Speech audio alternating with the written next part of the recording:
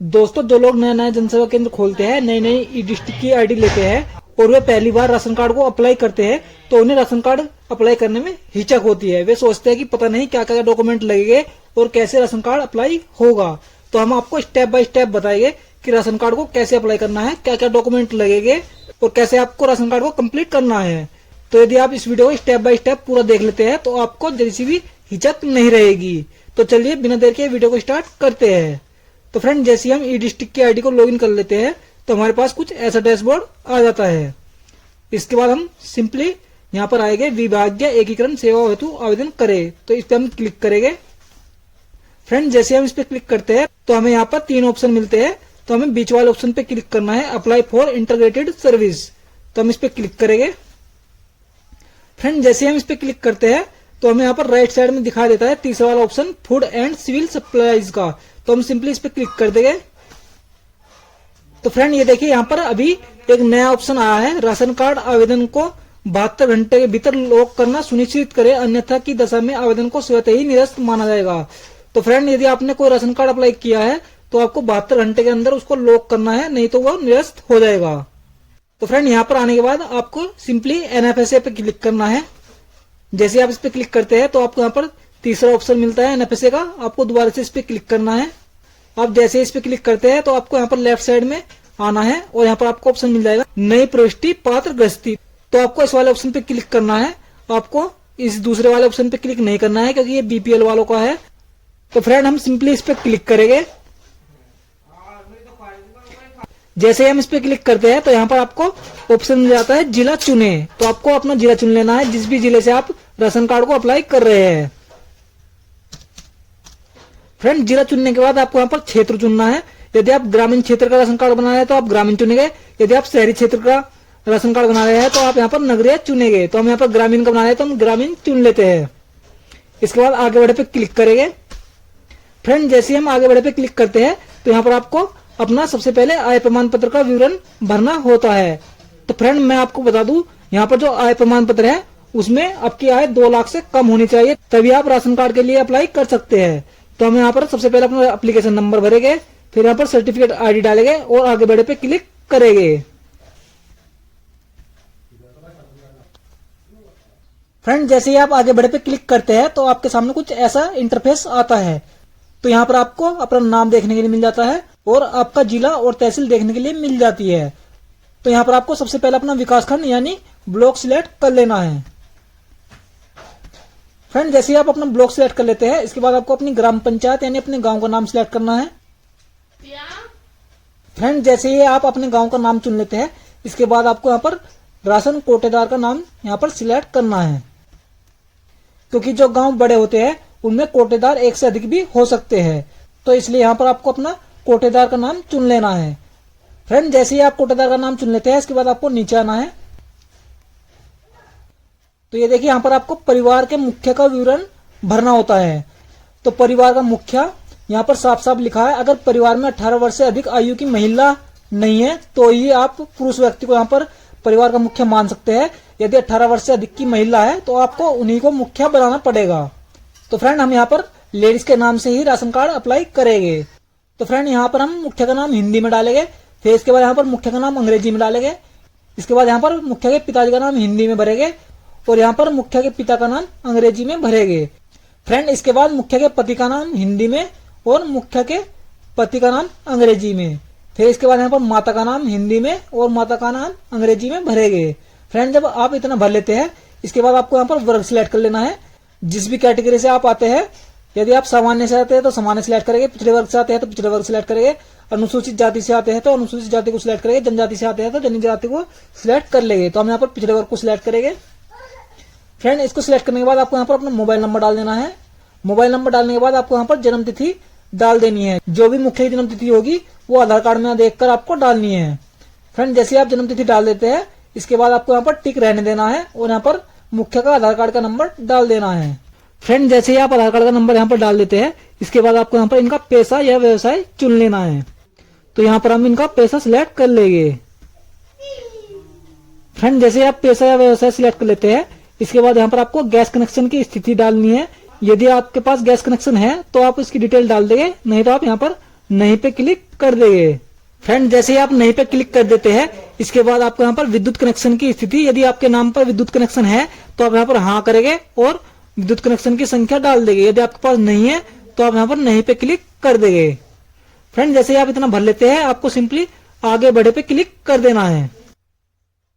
तो फ्रेंड ये देखिए यहाँ पर लिखा आता है बेसिक विवरण को सफलतापूर्वक सुरक्षित कर दिया गया, तो आपको ओके कर देना है। तो फ्रेंड जैसे ही आप आगे बढ़े पे क्लिक कर देते हैं तो यहाँ पर आपको अगला स्टेप मिल जाता है वर्तमान निवास विवरण। तो आपको यहाँ पर अपना एड्रेस डाल देना है, जो भी आपका एड्रेस होगा। तो यहाँ पर आपको सबसे पहले मकान नंबर या फ्लैट संख्या डालनी है। फ्रेंड मकान संख्या डालने के बाद आपको अपना गांव या मजरे का नाम डाल देना है। तो यहाँ पर आपको गांव का नाम इंग्लिश में ही डालना है, क्योंकि यदि आप हिंदी में डालते हैं तो यहाँ पर सपोर्ट नहीं करता है। फ्रेंड इसके बाद यहाँ पर जिला आपका अपने आप लिखा जाता है, ब्लॉक भी लिखा जाता है, वो ग्राम पंचायत का नाम भी लिखा जाता है। तो फिर यहाँ पर आपको टाउन नगरीय क्षेत्र सिलेक्ट कर लेना है। तो आप यहाँ पर अपना गांव का नाम जो भी होगा वो सिलेक्ट कर लेना है। फ्रेंड गांव का नाम सिलेक्ट करने के बाद आपको यहाँ पर अपना पिन कोड डाल देना है। फ्रेंड जैसे ही आप अपना पिन कोड डाल देंगे तो आपको यहाँ पर यदि आपका स्थायी पता और वर्तमान पता सेम है तो आप इस पे क्लिक कर देंगे। फ्रेंड जैसे आप इस पे टिक करते हैं तो जो ऊपर आपने एड्रेस लिखा होगा वो यहाँ पर अपने आप कॉपी हो जाएगा। तो फ्रेंड इसके बाद यहाँ पर आपको सुरक्षित करें एवं आगे बढ़े पे क्लिक कर देना है। तो फ्रेंड ये यहाँ पर सुरक्षित हो जाता है, इसके बाद आपको ओके कर देना है। तो फ्रेंड इसके बाद यहाँ पर ऑप्शन आता है फैमिली डिटेल का। तो यहाँ पर आप नया परिवार का सदस्य जोड़े पे क्लिक करके आप सभी सदस्य को एक एक करके जोड़ सकते हैं।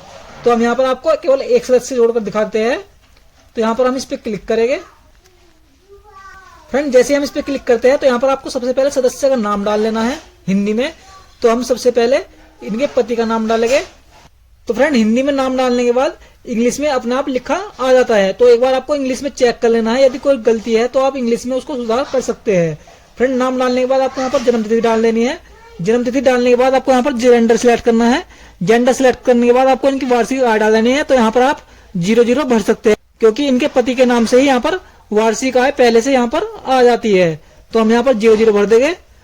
फ्रेंड इसके बाद यहाँ पर पिता का नाम हिंदी में आप डालेंगे और अंग्रेजी में अपने आप लिखा आ जाएगा। फ्रेंड इसके बाद यहाँ पर मुख्य से संबंध सिलेक्ट कर लेंगे, जो भी मुख्य से संबंध होगा। तो यहाँ पे हम शोहर या पति सिलेक्ट कर लेंगे। फ्रेंड जैसे आप संबंध सिलेक्ट कर लेते हैं, इसके बाद आपको यहाँ पर टिक करना है और टिक करने के बाद इनकी आधार कार्ड की संख्या यहाँ पर डाल देनी है। तो फ्रेंड ये देखिए यहाँ पर हमारा दूसरा नाम भी ऐड हो चुका है और ये जो पहला नाम है ये परिवार के मुख्य का नाम पहले से यहाँ पर आ जाता है। अब हम यहाँ पर एक एक करके सभी नाम को ऐड कर लेते हैं। तो फ्रेंड जैसे ही आप एक एक करके सभी नाम जोड़ लेते हैं, इसके बाद आपको सिंपली सुरक्षित करें एवं आगे बढ़े पे क्लिक कर देना है। फ्रेंड इसके बाद आपको ओके कर देना है। जैसे ही आप ओके पे क्लिक कर देते हैं तो आपको अगला स्टेप मिल जाता है बैंक डिटेल का। तो यहाँ पर आपको बैंक का विवरण चुन लेना है। तो यहाँ पर आप बैंक खाता किसके नाम है इसको सिलेक्ट करेंगे। यदि मुख्य के नाम है तो आप मुख्य के नाम पर डाल देंगे। यदि मुख्य के पिता के नाम पर है तो आप उनका भी यहाँ पर लगा सकते हैं। यदि पति के नाम पर बैंक खाता है तो आप उनके नाम पर भी लगा सकते हैं। तो हम यहाँ पर मुख्य के नाम पर लगाएंगे। तो हम इस पर क्लिक करेंगे। फ्रेंड जैसे आप इस पर क्लिक करते हैं तो यहाँ पर मुख्य का नाम अपने आप लिखा आ जाता है। तो यहाँ पर आपको बैंक का नाम सिलेक्ट कर लेना है। फ्रेंड जैसे आप बैंक का नाम सिलेक्ट कर लेते हैं, इसके बाद आपको यहाँ पर शाखा का नाम चुन लेना है। फ्रेंड जैसे आप शाखा का नाम चुनते हैं तो यहाँ पर IFSC कोड अपने आप लिखा आ जाता है। इसके बाद यहाँ पर आपको बैंक खाते का संख्या डाल देनी है। फ्रेंड जैसे आप खाता संख्या डाल देते हैं, एक बार आपको डिटेल को अच्छे से चेक कर लेनी है। फ्रेंड जिस भी स्टेप को आप पूरा करते हैं तो उससे पहले आपको एक बार डिटेल को अच्छे से चेक कर लेनी चाहिए, ताकि कोई भी मिस्टेक ना हो। फ्रेंड इसके बाद आपको सिंपली आगे बढ़े पे क्लिक कर देना है। जैसे आप आगे बढ़े पे क्लिक करते हैं तो यहाँ पर आपकी बैंक की डिटेल सुरक्षित हो जाती है। आपको ओके दबा देना है। फ्रेंड ओके पे क्लिक करने के बाद आपको यहाँ पर मुखिया की फोटो अपलोड करनी होती है, बैंक पासबुक की कॉपी अपलोड करनी होती है और आधार कार्ड की कॉपी यहाँ पर अपलोड करनी होती है। तो फ्रेंड मैं आपको बता दूं, बैंक की पासबुक और आधार कार्ड को आपको JPG फॉर्मेट में स्कैन कर लेना है और उसका साइज 100 KB से कम कर लेना है। और जो आपका इमेज का साइज है वो आपका 30 KB से कम होना चाहिए और उसको आपको 300 से 600 DPI में स्कैन करना है। और फ्रेंड यहाँ पर लिखा है आप फोटो को माइक्रोसॉफ्ट ऑफिस पिक्चर मैनेजर में जाकर ओपन करेंगे और चेंज पिक्चर साइज के नीचे रिसाइज का ऑप्शन मिलेगा, उस पर क्लिक करेंगे और वहां पर आप कस्टम साइज 132 बाई 170 भर के ओके पे क्लिक करेंगे। तो मैं आपको एक बार करके दिखा देता हूं। तो फ्रेंड ये देखिए हमने यहाँ पर एक पिक्चर पहले से ले रखी है, तो इसको हम एडिट पे क्लिक करेंगे। फ्रेंड यहाँ पर आपको इसको क्रॉप कर लेना है जितना भी आपका फोटो होगा।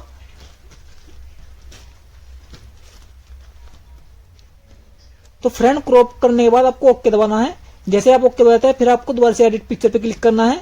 फिर इसके बाद आपको यहाँ पर रिसाइज का ऑप्शन मिलेगा, आपको सिंपली इस पे क्लिक कर देना है। इसके बाद यहाँ पर आपको कस्टम वाला ऑप्शन मिलेगा, आपको इस पे क्लिक करना है। तो यहाँ पर जो अधिक वाली संख्या होगी यहाँ पर आपको 170 भरना है और जो कम वाली संख्या होगी यहाँ पर आपको 132 भरना है।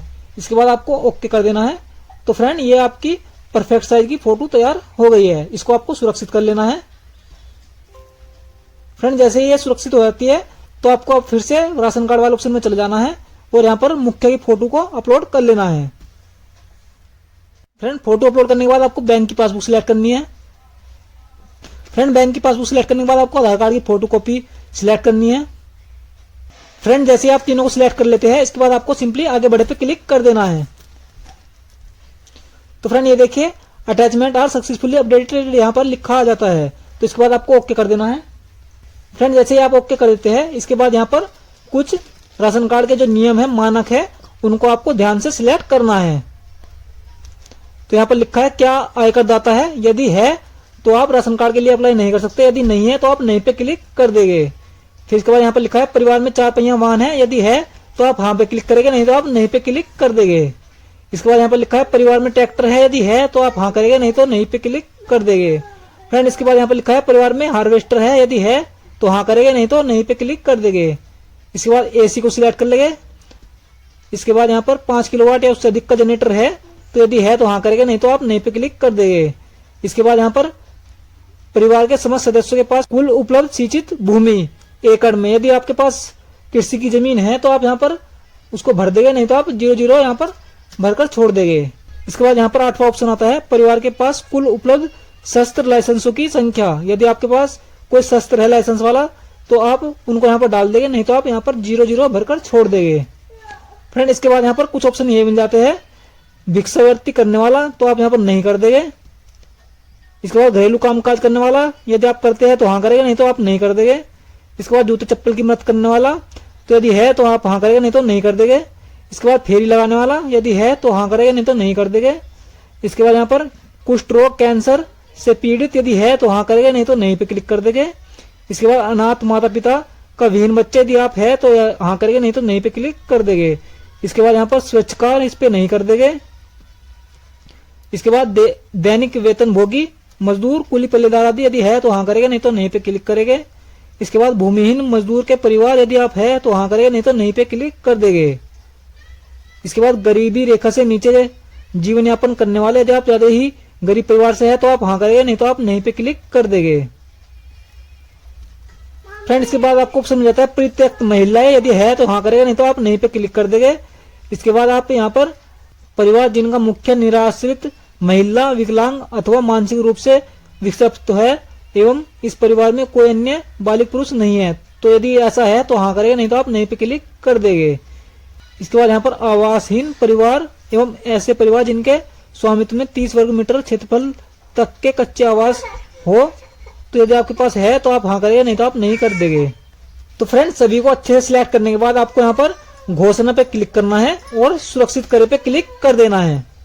तो फ्रेंड जैसे ही आप सुरक्षित करे पे क्लिक करते हैं तो यहाँ पर आपको आपका राशन कार्ड का नंबर मिल जाता है। तो आपको इसको नोट कर लेना है, क्योंकि यदि आप इसको नोट नहीं करते हैं तो फिर आपको परेशानी आ सकती है, क्योंकि राशन कार्ड का नंबर निकालने में बहुत ही ज्यादा परेशानी आती है। फिर इसके बाद ओके कर देंगे। तो फ्रेंड इसके बाद आप यहाँ पर लेफ्ट साइड में जाएंगे और चेक फॉर्म प्रिंट करे पे क्लिक कर देंगे। फ्रेंड जैसे आप इस पे क्लिक करेंगे तो यहाँ पर आपको अपना जिला चुनना है, जो भी आपका जिला होगा आपको यहाँ पर राशन कार्ड का नंबर डाल देना है। फ्रेंड जैसे ही आप राशन कार्ड का नंबर डाल देते हैं इसके बाद आपको सिंपली आगे बढ़े पे क्लिक कर देना है। तो ये देखिए आप इसके फॉर्म को यहाँ पर प्रिंट कर सकते हैं या फिर यहीं पर चेक करा सकते हैं। यदि इसमें कोई मिस्टेक है तो आप अभी यहाँ पर संशोधन कर सकते हैं, लेकिन यदि आप फाइनल लॉक कर देंगे तो इसके बाद आप संशोधन नहीं कर सकते। तो फ्रेंड एक बात मैं आपको और बता दूं, यदि आप राशन कार्ड को अप्लाई करते हैं तो आपको राशन कार्ड को अप्लाई करने से पहले एक बार इसके टोल फ्री नंबर पर कांटेक्ट करके पूछ लेना है कि अभी हमारे यहाँ पर यानी कि हमारे जिले में राशन कार्ड अप्लाई हो रहे हैं या फिर नहीं, क्योंकि कई बार आप राशन कार्ड को अप्लाई कर देते हैं और फिर वो कई महीने तक आपकी तहसील में पड़ा रहता है और 3 महीने के बाद ऑटोमेटिक रिजेक्ट हो जाता है, जिसके कारण आपका राशन कार्ड नहीं बन पाता और आपका अप्रमाण पत्र भी बेकार हो जाता है। तो फ्रेंड आप तहसील में पता करके या फिर टोल फ्री नंबर पर पता करके ही राशन कार्ड को अप्लाई करें फ्रेंड जैसे आप यहाँ पर आवेदन को अच्छे से चेक कर लेते हैं, यदि इसमें कोई मिस्टेक रह गई है तो आप लेफ्ट साइड में क्लिक करेंगे और यहाँ पर आपको प्रविष्टि संशोधन का ऑप्शन मिलेगा, आप इस पर क्लिक करके संशोधन कर सकते हैं। यदि आपकी सभी डिटेल सही है तो इसके बाद आप आवेदन को आधार डुप्लीकेसी चेक हेतु अग्रेसित कर सकते हैं। तो फ्रेंड इसके लिए आप इस पर क्लिक करेंगे। फ्रेंड जैसे ही आप इस पर क्लिक कर देते हैं तो आप यहाँ पर देख सकते हैं इस आवेदन को 72 घंटे के भीतर लॉक करना सुनिश्चित करें, अन्यथा की दशा में इस आवेदन को स्वतः ही निरस्त माना जाएगा। तो फ्रेंड आपने जो भी आवेदन किया है उसको आपको 72 घंटे के अंदर ही लॉक कर देना है, नहीं तो वो निरस्त हो जाएगा और आपका आय प्रमाण पत्र भी यहाँ पर बेकार जाएगा। तो फ्रेंड आपको यहाँ पर अपना जिला सिलेक्ट करना है। जिला सिलेक्ट करने के बाद आपको यहाँ पर फिर से वही राशन कार्ड का नंबर डालना है जो आपको मिला था। फ्रेंड राशन कार्ड का नंबर डालने के बाद आपको सिंपली आगे बढ़े पे क्लिक कर देना है। फ्रेंड जैसे ही आप आगे बढ़े पे क्लिक कर देते हैं तो यहाँ पर लिखा आता है आवेदन को सफलतापूर्वक आधार डुप्लीकेसी हेतु अग्रेसित कर दिया गया है, कृपया 24 घंटे के उपरांत आवेदन को लॉक करे। तो फ्रेंड आपको क्या करना है, 24 घंटे बाद लॉगिन करना है और आपको फिर से यहाँ पर आना है लेफ्ट साइड में और यहाँ पर राशन कार्ड की पावती रसीद पे क्लिक करना है और आवेदन को फाइनल लॉक करके स्लिप को डाउनलोड कर लेना है और प्रिंट करके कस्टमर को दे देना है। फ्रेंड इसके बाद ग्राहक को उस पर प्रदान की मोहर लगवानी होती है और मोहर लगवाने के बाद अपने सिक्योरिटी के यहाँ पर जमा करनी होती है। तो फ्रेंड आशा करता हूँ कि आप राशन कार्ड को अप्लाई करना बहुत ही अच्छे से सीख गए होंगे। यदि आपको अभी भी कोई प्रॉब्लम आती है तो आप कमेंट में लिखकर पूछ सकते हैं और यदि आपको जानकारी अच्छी लगी है तो वीडियो को लाइक कीजिए, ज्यादा से ज्यादा शेयर कीजिए और यदि आप चैनल पर नए हैं तो चैनल को सब्सक्राइब जरूर से कर दीजिए, क्योंकि हम ऐसी जानकारी आपके लिए लाते रहते हैं। जय हिंद, जय भारत।